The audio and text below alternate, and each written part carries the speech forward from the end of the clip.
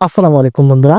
আশা করি আপনারা প্রত্যেকে ভালো আছেন। তো বন্ধুরা, বহুল প্রতীক্ষার পর আপনারা সবাই বলতেছিলেন যে পেরোলের চিঠি কবে দিবে। তো আলহামদুলিল্লাহ আজকে আপনাদের পেরোলের চিঠি চলে এসেছে। তো পেরোলের সময়সীমা, তো পেরোলের আগে বেশ কিছু আপনাদেরও কাজ রয়েছে। তো এই সবকিছু বলবো আজকের এই ভিডিওতে। তো ভিডিওটি শুরু করার আগে ছোট্ট একটা রিকোয়েস্ট, আপনারা যারা আমাদের চ্যানেলে নতুন দর্শকে আছেন প্লিজ আমাদের চ্যানেলটিকে সাবস্ক্রাইব করে পাশে থাকা বেল আইকনটি বাজিয়ে দিন। আর যারা ফেসবুক পেজ থেকে দেখতেছেন অবশ্যই ফেসবুক পেজটিকে ফলো করে দিন, যাতে করে এমন প্রয়োজনীয় ভিডিও সবার আগে পেয়ে যান। তো চলুন ভিডিওটি শুরু করা যাক। তো প্রথমে আমরা দেখবো পেরোলের চিঠি কবে এসেছে। তো পেরোলের চিঠি এসেছে 11 ডিসেম্বর 2024, অর্থাৎ গতকালকে চিঠি, কিন্তু পাবলিশ করা হয়েছে আজকে। তো এখানে কি বলা হয়েছে চলুন আগে পড়ে নেওয়া যাক। তো প্রথমে এখানে বলা হয়েছে, উপযুক্ত বিষয়ের পরিপ্রেক্ষিতে জানানো যাচ্ছে যে সমাজসেবা অধিদপ্তর কর্তৃক বাস্তবায়িত সামাজিক নিরাপত্তা কর্মসূচি উপকারভোগী এমএফএস বা নগদ বিকাশ এবং এজেন্ট ব্যাংকিং এর মাধ্যমে জিটুপি পদ্ধতিতে প্রেরণ করা হচ্ছে। 2024-25 অর্থ বছরের দ্বিতীয় উপকারভোগীর যাচাই বাছাই সম্পূর্ণ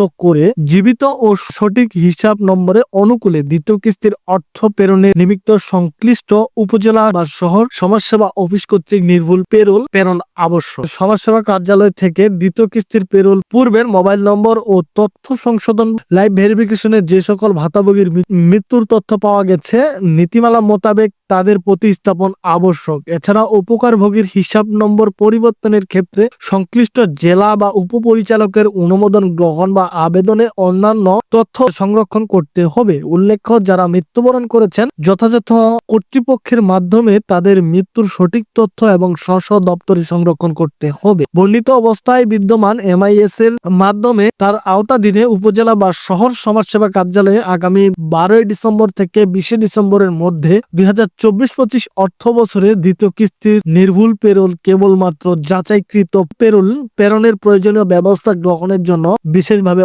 অনুরোধ হল। তো এখানে কথা হচ্ছে, আপনারা যেটুকু জানতে পারছেন তো এটা হচ্ছে দ্বিতীয় কিস্তির পেরোল। এবং আপনারা হয়তো আমাদের বিগত ভিডিওগুলো দেখলে বুঝতে পারবেন, প্রথম কিস্তিতে যারা ভাতার টাকা পায়নি, অনেক ভাতাভোগী আছে মারা গেছে, তো তাদেরকে প্রতিস্থাপনের কথা বলছে সমাজসেবা অধিদপ্তর। তো আপনার উপজেলায় অনেক ভাতাভোগী মারা যায় প্রতি বছর, তো সেগুলোকে প্রতিস্থাপন করে এমআইএস এ এন্ট্রি করে আবার সেগুলোর পেরোল পাঠাতে হবে, তাহলে তারা সেই ভাতাভোগীর কার্ডটি তার নামে হয়ে যাবে এবং সে টাকা পেতে শুরু করবে। তো এখন কথা হচ্ছে, আপনাদেরকে আমি ভিডিও শুরুতে বলছিলাম যে পেরোল পাঠানোর পূর্বে আপনাদের কিছু কাজ রয়েছে। তো সেই কাজটি হচ্ছে কি, আপনারা অনেকজনে বলছিলেন যে আপনার মোবাইল নাম্বার পরিবর্তন করবে। তো মোবাইল নাম্বার পরিবর্তন করতে চাইলে অতি শীঘ্রই আপনাদের উপজেলা সমাজসেবা অফিসে যোগাযোগ করুন, কারণ দ্বিতীয় কিস্তির পেরোল চলে এসেছে। সেখানে উল্লেখ করা আছে 12 তারিখ থেকে 20 তারিখের মধ্যে পেরোল পাঠাতে হবে। আপনার উপজেলা পেরোল পাঠানোর আগেই আপনাকে নাম্বার পরিবর্তন করতে হবে, কারণ আপনার নাম্বারে পেরোল দিয়ে দিলে সেই নাম্বারে টাকা যাবে। আবার অনেকজনে আপনারা গত কিস্তিতে টাকা পাননি, তাদেরও কাজ রয়েছে। তারা অবশ্যই আপনাদের উপজেলা সমাজসেবা অফিসকে জানান, না হলে এবারের টাকাটাও পাবেন না। যদি আপনারা জানান,